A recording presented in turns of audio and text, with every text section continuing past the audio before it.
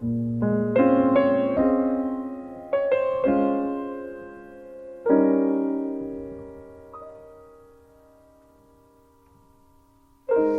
시간 너의 맘속에 하나님 사랑이 가득하기를 진심으로 기도해 간절히 소망해. 하나님 사랑 가득하기를.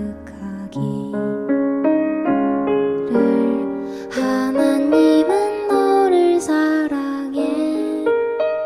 얼마나 너를 사랑하시는지.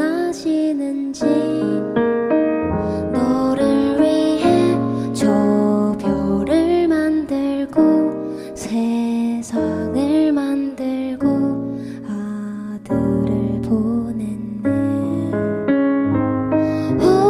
오래전부터 널 위해 준비된 하나님의 크신 사랑. 너의 가는 길 주의 사랑 가득하기를 축복해. 오늘 우리에게 주신 하나님의 말씀은 시편 144편 1절에서부터 15절까지 말씀입니다. 나의 반석이신 여호와를 찬송하리로다. 그가 내 손을 가르쳐 싸우게 하시며 손가락을 가르쳐 전쟁하게 하시는도다.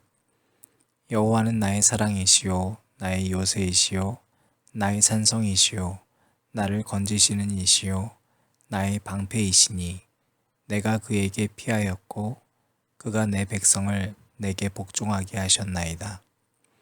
여호와여, 사람이 무엇이기에 주께서 그를 알아주시며 인생이 무엇이기에 그를 생각하시나이까.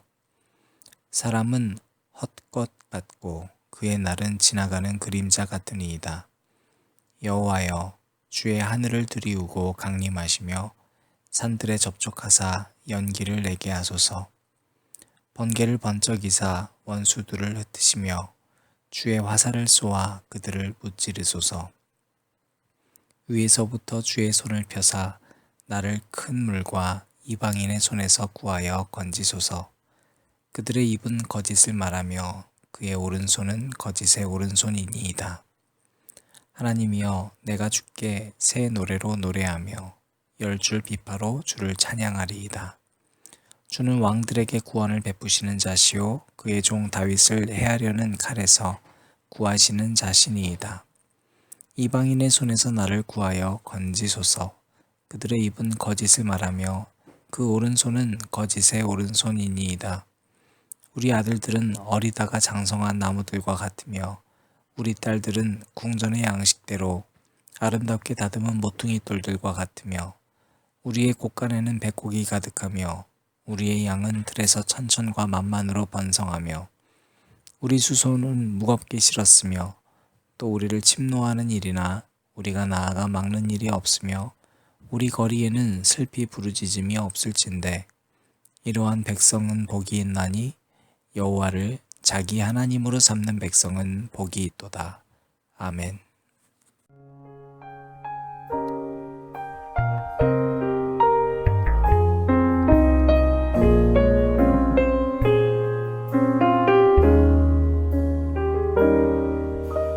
하나님은 너를 사랑해. 얼마나 너를 사랑하시는지. 너를 위해 저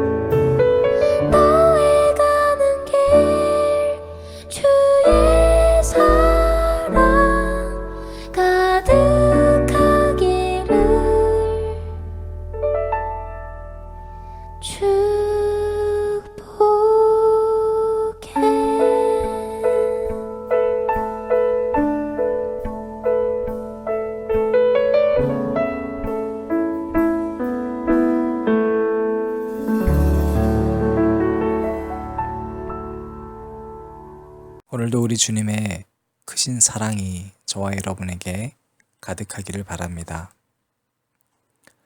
우리는 그리스도인의 믿음은 그 대상이 분명한 데서부터 시작한다고 나누었습니다. 그분은 유일하신 자존자십니다. 그리고 그분은 거룩하시고 완전하십니다. 그분은 영원하십니다. 전능하십니다. 전지하십니다. 그러므로 우리는 그 하나님과 나와의 관계가 곧 하나님이 나의 주인 되심, 나의 왕 되심을 깨달을 때 나의 위치가 견고해진다고 우리가 배웠습니다. 그 하나님께서 어떤 분이신가를 우리는 구체화해야 합니다. 여러분, 때로 우리가 이 세상을 살면서 불안한 이유는 우리가 어제 수요 저녁 예배 때도 나누었습니다만 인간은 의존적인 존재이기 때문에 그렇습니다. 여러분, 사람 인자를 보세요. 비스듬하게 기대고 있지 않습니까? 늘 우리는 결핍이 있습니다. 그래서 그 불안함을 불완전한 존재에 기대면서 그 불안은 점점 증폭되는 겁니다. 언젠가 이 불완전한 존재에게 기대고 있다 해도 그 타인은 무너질 거라는 걸 자신도 알고 있거든요. 그러니까 불안한 거예요. 그걸 내려놓고 우리는 완전한 존재 앞에 가서 기대해야 합니다. 그분은 나의 왕이세요. 여기서 우리는 한 가지 깨달음을 얻습니다. 그분 앞에 가면 그렇구나, 그분이 나의 왕이구나 라는 걸 깨닫는 거예요. 그저 친구가 아니라 그 왕 앞에서 우리는 바로 믿음이 순종임을 배우게 되는 겁니다. 여러분, 믿음은 순종과 다르지 않습니다. 내가 순종하는 삶으로 살아가야지만 행복해진다는 걸 알게 되는 거죠. 이렇게 모든 신앙적인 용어들, 바로 이런 추상적인 용어들을 우리는 구체화시키지 않으면 그 추상성, 즉 모호성이 우리의 삶을 지배해버립니다. 모호하고 추상적인 용어의 신앙생활을 하게 되면 우리 삶은 구체적이 될 수 없습니다. 신앙생활이 그냥 추상적이고 모호한 삶으로만 귀결되어 버리면 여러분, 이 세상도 달라지지 않습니다.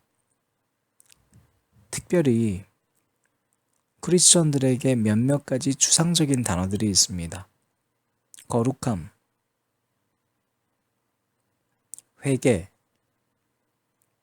특별히 사랑. 여러분, 굉장히 추상적인데 그리스도인들에게 다 중요한 단어 아닙니까?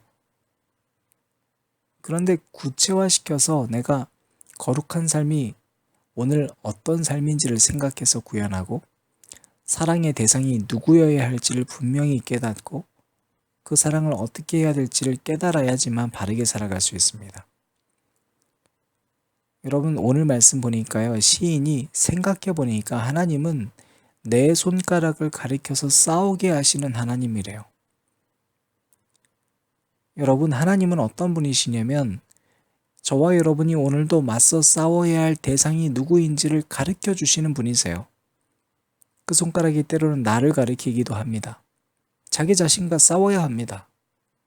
그 손가락이 때로는 내가 지금까지 사랑했던 대상을 가리키기도 합니다.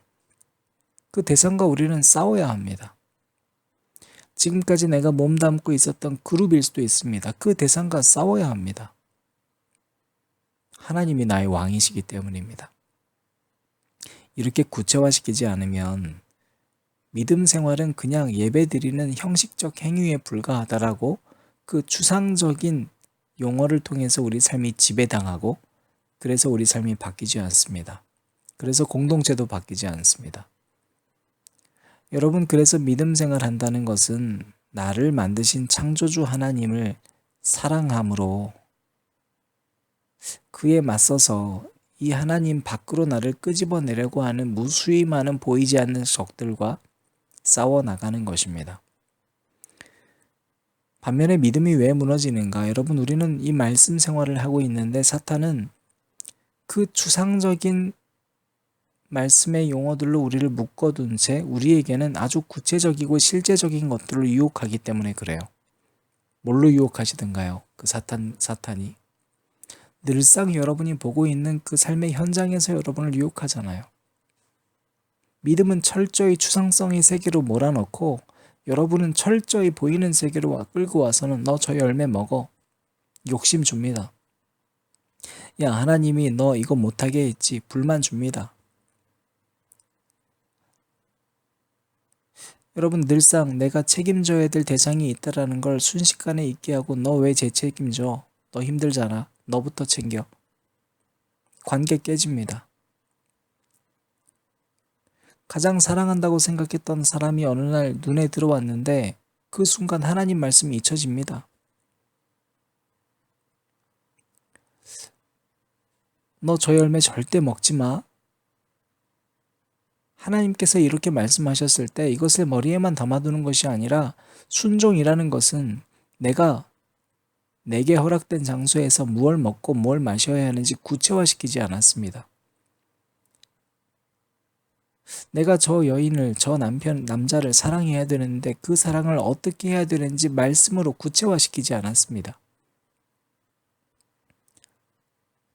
그래서 맞서 싸우지를 못했습니다. 자기 욕심과 싸우지 못했고 타인과 어떠한 거룩한 삶을 위해서 싸워야 하는지를 생각하지 못했습니다. 그래서 시인은 오늘 하나님을 계속해서 구체화시켜서 나의 사랑으로 만들라고 말하고 있습니다. 자, 여러분, 하나님과 나 1대1의 관계를 맺으라는 거예요. 왜 우리가 사람을 사랑하기가 힘들까요? 여러분, 해답은 간단합니다. 하나님과 나와의 1대1 사랑의 관계가 아직 성립이 안 됐기 때문입니다. 그분과 우선적으로 만나지 않습니다. 제일 뒷전입니다. 그분에 대해 사모하는 마음 별로 없습니다. 추상적인 세계에 가둬둡니다. 그분의 사랑은 늘 타인의 간증을 통해서 듣습니다. 그건 너의 사랑이거든요. 그건 너의 사랑이니까 늘 질투만 나지요. 여러분, 오늘 시인은 계속해서 그 사랑이 어떤 건지를 표현해주고 있습니다. 하나님과 나와의 1대1 사랑은 그분은 나를 위한 요새가 되어주는 분이에요. 철저히 하나님은 나를 위해 요새가 되어줘요. 그래서 흔들리지 않습니다. 어딜 가도 흔들리지 않습니다. 살다 보면 넘어지고 구덩이 빠지고 그런데도 흔들리지 않습니다. 왜요? 하나님은 요셉을 구덩이에서 건지시듯 오늘 나를 구덩이에서 건져주실 분이거든요. 사랑하는 여러분, 절대적인 믿음의 관계는 형이상학적으로 다른 사람의 간증만 듣고 멈추는 게 아니고 그 사람이 인생을 살아오면서 깨달은 명제를 그저 따라가는 게 아닙니다. 내 삶에서 확실하게 역사하시는 하나님과 나만의 사랑의 관계가 구체화되어야 합니다. 왜냐하면 하나님은 바로 여러분 한 사람을 온 천하만큼 똑같이 귀하게 여기시는 하나님이기 때문입니다. 그래서 하나님을 나의 하나님으로 만들 수 있어야 합니다. 여러분, 이것은 이기적인 것이 아닙니다. 오늘 말씀 12절부터 15절 말씀을 쭉 보면 이렇게 시작합니다. 우리 아들들은 어리다가 장성한 나무들과 같으며 우리 딸들은, 또 13절, 우리의 곳간에는 백곡이 가득하며 우리의 양은 들에서 천천과 만만으로 번성하며, 14절 보면 계속해서 우리 수소는 또 우리를 침노하는 일이나 우리가 나아가 막는 일이 없으며 계속해서 우리가 나아가죠. 여러분, 시편 기자는 철저히 하나님과 나와의 사랑의 관계를 발전시키고 구체화시켰더니 이제는 그 하나님의 사랑으로 우리가 됐습니다. 이제 이 시편 기자의 시선에는 사람들이 보입니다.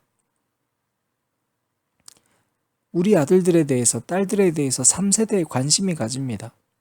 내 계좌의 통장 잔고가 아니라 이제는 이웃들, 우리의 통장 잔고가 관심이 대상이 됩니다. 내 집으로 돌아가는 길거리에 관심이 있는 게 아니라 우리의 거리에 관심이 생깁니다. 그래서 15절 말씀에 이러한 백성은 복이 있나니 여호와를 자기 하나님으로 삼는 백성이 복이 있다. 이렇게 선포하는 겁니다. 앉은 자리 기도회를 들으시는 여러분, 여러분은 하나님을 어떻게 믿고 계십니까? 하나님을 사랑하고 이웃을 사랑하라 했는데 여러분, 그 사랑을 어떻게 구현하고 계십니까? 만약 지금 신앙생활 했는데 마음이 불안하고 무언가가 힘들다면 우선순위 하나님과 나 한 사람의 1대1의 사랑의 관계를 먼저 회복하시길 바랍니다. 그리스도인의 사랑은 나를 통해서 우리라는 공동체의 사랑과 행복으로 발전해야만 합니다. 그런데 믿음 생활하는데 계속 내가 누군가를 사랑하는 게 힘들고 그렇다면 그 사랑은 철저히 여러분이 개인적이고 은밀한 하나님과의 관계가 회복되어야 함을 잊으시면 안 됩니다. 그리고 그 사랑을 철저히 여러분이 구체화시키셔야 합니다.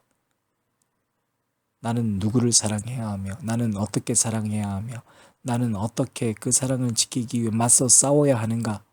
하나님이 가리키는 그 손가락 방향을 나는 바라보고 있는가?